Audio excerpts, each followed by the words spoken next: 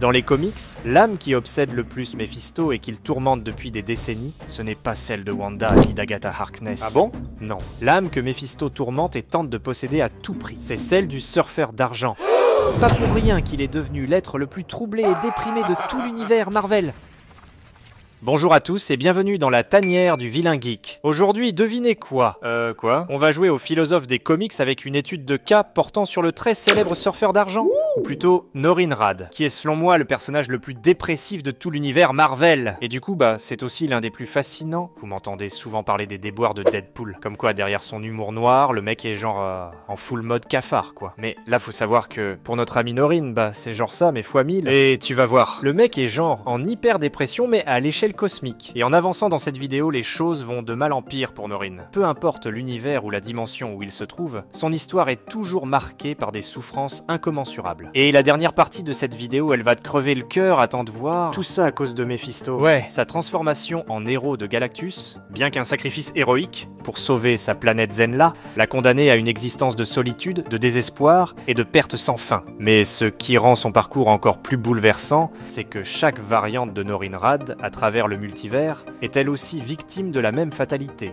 Où que vous alliez, quel que soit l'univers, l'histoire du surfeur d'argent se termine souvent de manière cruellement tragique. Dans Marvel Ruins, par exemple, son destin est macabre. Norrin Radd meurt seul, flottant dans l'espace, désespéré de ressentir à nouveau les sensations humaines. Puis, il y a la réalité de la Terre X, où malgré avoir retrouvé sa bien-aimée Chalabal, il est témoin de sa mort lors d'une attaque céleste et finit par conspirer pour transformer Franklin Richards en un nouveau Galactus. Pire encore, dans le comics de Old Man Quill, Norrin est piégé par Galactus lui-même, utilisé comme une machine à siphonner le pouvoir cosmique, le condamnant à une existence de servitude éternelle des plus dégoûtantes et cruelles. Et j'ai plein d'autres exemples.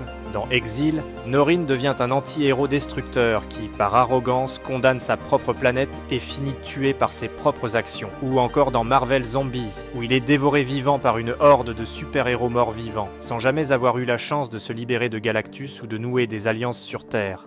Enfin, dans l'une des versions les plus sombres de toutes, le Fallen One, dans l'univers futuriste de King Thanos, Norrin Radd devient l'un des derniers survivants de l'univers, tentant en vain de stopper un Thanos omnipotent avant de mourir d'une mort brutale. C'est pourquoi, dans cette petite réflexion à propos de mon personnage Marvel préféré, et non, c'est pas pour autant que votre pote a le seum, ok? Ah, tu me rassures, mec. Sauf que voilà, quand je regarde l'ensemble de son parcours, particulièrement dans la timeline principale de la Terre 616, je comprends pourquoi au final, Norrin Radd est selon moi l'être le plus déprimé et déprimant de l'univers Marvel. Alors, sans plus tarder, si vous êtes prêts à voir une vidéo à propos d'un personnage Marvel top déprimant, eh bien, c'est parti!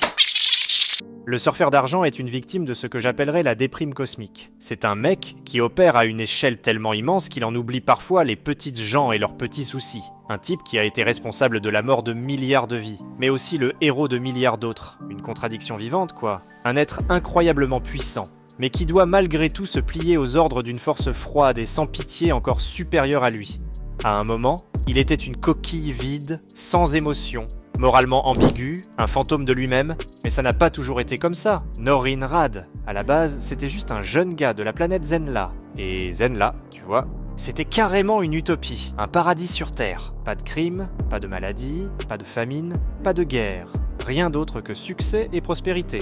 Mais même dans cette société parfaite, tout n'était pas si rose. En fait, à force que tout soit parfait, les gens se retrouvaient à tourner en rond sans but dans la vie. C'était le cas de la pauvre mère de Norrin, Elmar Radd. Fatiguée de sa vie sans ambition, elle a décidé de mettre fin à ses jours, laissant Norrin seul avec son père dès son plus jeune âge. Mais là, son père, c'était tout l'inverse, super ambitieux, à fond sur l'intellect. Mais là aussi, la tragédie frappe. Son père finit par lui aussi s'effacer de ce monde, quand on découvre qu'il avait volé l'idée d'un autre scientifique et l'avait fait passer pour la sienne. Et faut garder ça en tête pour la fin de cette vidéo. Mais malgré tout, il lui reste son grand amour, Chalabal. Mais même avec elle, Norrin restait un esprit tourmenté, à la recherche de défis et d'aventures dans cette utopie ennuyeuse qu'était Zenla. Alors, il s'est plongé dans l'histoire de son peuple, avide d'aventures passées. Mais sa vie change du tout au tout quand une entité terrifiante débarque sur Zenla, l'infâme Galactus. Devant cette menace existentielle à son monde, Norrin décide de faire le sacrifice ultime. Il parvient à convaincre un groupe de scientifiques de lui filer un vaisseau pour aller affronter ce monstre, pour tenter de le raisonner. Mais Galactus était déterminé à bouffer Zenla.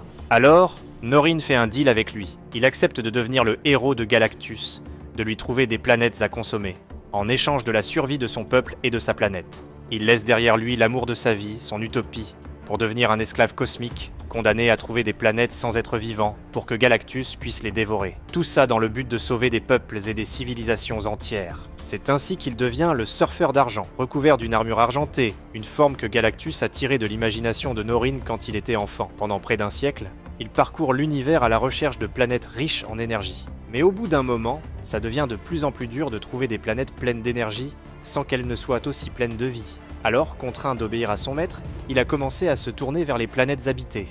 La destruction de la première planète peuplée qu'il a livrée à Galactus l'a presque rendu fou, au point que Galactus a dû modifier l'esprit de son héros, supprimant ses émotions et réprimant ses souvenirs, le réduisant à l'état d'une coquille vide, beaucoup plus docile et plus enclin à conduire Galactus vers des mondes habités.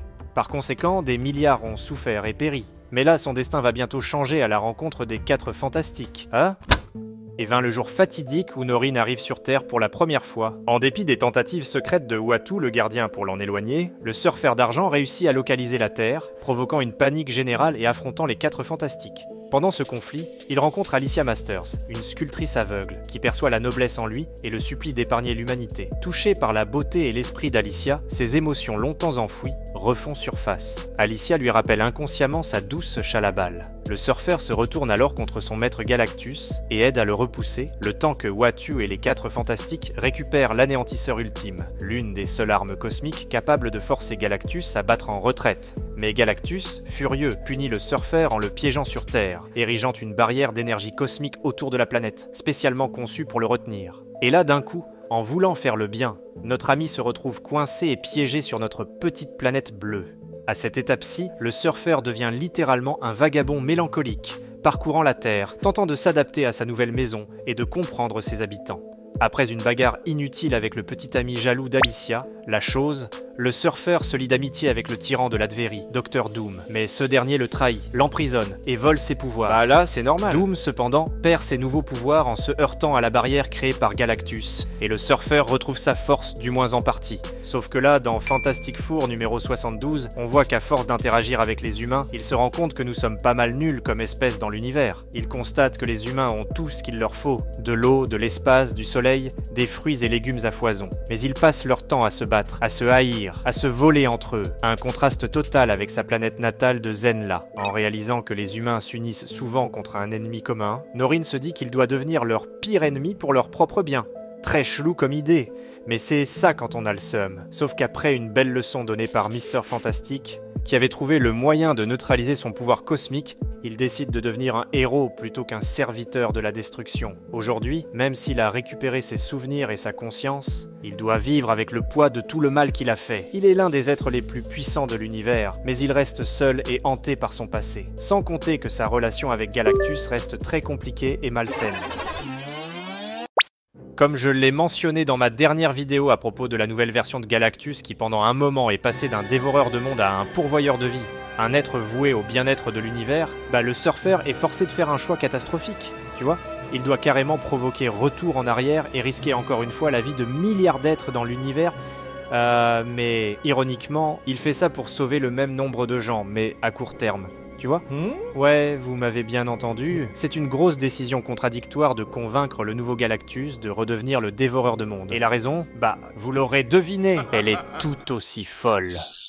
Il s'avère qu'Ultron allait déclencher un virus qui menaçait d'anéantir toutes les formes de vie dans l'univers. Voici comment ça se passe. Ayant connaissance du désastre qui se produirait si les pierres d'infinité étaient à nouveau réunies, Kang le Conquérant a kidnappé Adam Warlock et l'a convaincu d'accepter son aide pour sécuriser la pierre de l'âme en échange de la pierre du temps. Ouais. Adam a été renvoyé dans le passé pour recevoir des conseils de Ramatut et a rejoint la chasse à la pierre des millénaires plus tard, dans le présent. Quand il est arrivé sur la planète Saif, il a découvert que le monde avait été conquis par Ultron grâce à la pierre de l'âme, et l'une de ses victimes touchées par le virus Ultron n'était autre que le surfeur d'argent. Après que Warlock l'ait guéri de l'infection d'Ultron, le surfeur d'argent est allé voir Galactus pour le convaincre de détruire Saif, car Ultron prévoyait de l'utiliser comme point de départ pour propager le virus Ultron à l'échelle cosmique. Au début, Galactus a refusé à cause des conséquences de la destruction de la planète. Mais il a fini par accepter. Saif et les fusées transportant le virus Ultron ont été détruites avant de pouvoir quitter la planète. Ultron a essayé de s'échapper mais il a été blessé, et la pierre de l'âme a été récupérée par le Surfer. En détruisant Ceph, la fin de Galactus est revenue. Pire encore, en échange de l'aide de Galactus, le Surfer d'argent a été forcé de redevenir son héros. Il se retrouve dans la même galère, à trouver des mondes inhabités pour rassasier la faim du dévoreur de mondes, sachant que dans certains cas, il n'y arrivera pas, et des milliards d'innocents vont périr. Un vrai cauchemar. Mais je vous ai pas encore raconté le pire. Bon, je vous ai raconté pas mal toute l'histoire de Norrin Radd, depuis ses débuts dans les comics des 4 Fantastiques en 1966, allant jusqu'à ses aventures les plus récentes. Bien évidemment, on parle de presque 60 ans d'histoire, donc j'en ai skippé plusieurs bouts. Par exemple, ses aventures avec Doctor Strange et les puissants Defenders, ou encore la nouvelle série Rebirth, sortie en 2023, dans laquelle il s'est réuni avec l'un de ses grands amours, Frankie Ray, alias Nova. Mais je parle de l'autre Nova.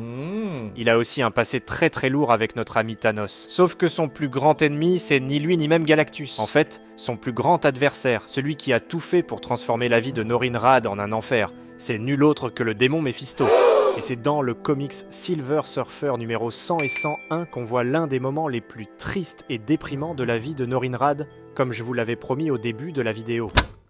Premièrement, faut savoir que Mephisto a une obsession avec le Surfer d'argent. Il veut à tout prix posséder son âme. La raison ? Eh bien, c'est justement l'axe moral complexe du Surfer, comme Mephisto lui explique dans Silver Surfer numéro 100. Je vous épargne l'ensemble des détails, mais en gros, Mephisto réussit enfin à s'emparer de l'âme du Surfer, à l'aide d'une petite arnaque. Une fois dans le domaine de Mephisto, soit l'enfer, le démon expose à Norrin toutes les contradictions de sa vie et leurs conséquences sur les autres. Il lui explique que même si le Surfer tente de se montrer noble, il n'est au fond qu'un hypocrite. Le Surfer tente de se défendre en expliquant que lorsqu'il a commis les gestes qui ont coûté la vie à des innocents, il était manipulé par Galactus contre son propre gré. Le Surfer a d'ailleurs refusé de se soumettre à Mephisto et l'a combattu dans son propre domaine. Mais c'est là que le démon sort ses vraies cartes. Il ordonne à ses démons d'apporter l'âme des parents de Norrin Radd. Ouais, vous m'avez bien entendu. Mephisto gardait l'âme des parents de Norrin en enfer et les faisait souffrir plus cruellement que les autres, simplement pour tourmenter ce pauvre Norrin, vous imaginez ? Après tout ce qu'il avait vécu, Norrin doit maintenant vivre avec la culpabilité de voir ses parents souffrir plus que toutes les autres âmes damnées. Et tout ça à cause de lui. Heureusement, le Surfer a fini par vaincre Mephisto et a libéré l'âme de ses parents, leur permettant de sortir de l'enfer. Mais Mephisto n'en avait pas fini avec lui. Comme un Palpatine cherchant à corrompre Anakin, il avait déjà préparé la prochaine grande déception pour Norrin. Ce dernier, ayant décidé de retourner sur Zenla afin de retrouver Shalabal, allait faire face à une très mauvaise surprise. Figurez-vous que la femme de sa vie, qu'il a voulu sauver avec sa planète tout entière à travers son grand sacrifice envers Galactus, était maintenant avec un autre homme. Wow! Mais ce n'est pas tout, parce que l'autre homme en question est nul autre que son propre frère, Fenan Radd. Pas sérieux? Et encore pire, Norrin ne savait même pas qu'il avait un frère, parce que son père l'a enfanté avec une autre femme dans le secret. Quoi? Quel délire! Ah ouais, Marvel Comics c'est parfois pire que les petits feuilletons américains, tu vois? Alors, y a pas à dire, suite à cette terrible déception, Norrin était au pire point dans sa dépression cosmique. Il a même tenté de renégocier avec Galactus, dans Silver Surfer numéro 102, pour que le dévoreur de mondes lui redonne sa forme humaine. Que nenni, Galactus l'a balayé du revers de la main. Et c'est à ce triste moment dans les comics que le Surfer d'argent accepte son destin. Il accepte sa solitude, mais n'abandonnera néanmoins pas sa quête éternelle de rédemption. Et au final, malgré sa dépression cosmique, la vraie valeur héroïque du Surfer d'argent, c'est qu'il ne perd jamais l'espoir. Même dans l'enfer de Mephisto dont on a parlé tantôt, il n'a jamais un seul moment accepté de vendre son âme. Il a gardé l'espoir jusqu'à la victoire. Donc, les amis, c'est ça la vraie leçon de vie qu'il faut retenir de notre voyageur cosmique. Même si parfois dans la vie les choses ne sont pas roses, il faut toujours garder en soi cette lueur d'espoir, ce désir d'un meilleur lendemain. Et tant que vous garderez cette lueur en vous-même, malgré les obstacles les plus infernales, vous aurez la force de les surmonter. Bon, et bien sur cette note un peu philo-mélanco, dites-moi dans les commentaires ce que vous pensez du Surfer d'argent. Si vous étiez à sa place, que feriez-vous avec le poids de cet immense pouvoir et surtout du grand fardeau de ces gestes qui ont causé tant de souffrance, même si ses intentions sont nobles. Et avant d'aller dans les commentaires, n'oubliez pas de faire exploser le petit pouce bleu pour permettre à d'autres geeks comme vous de découvrir la chaîne. Ciao les amis!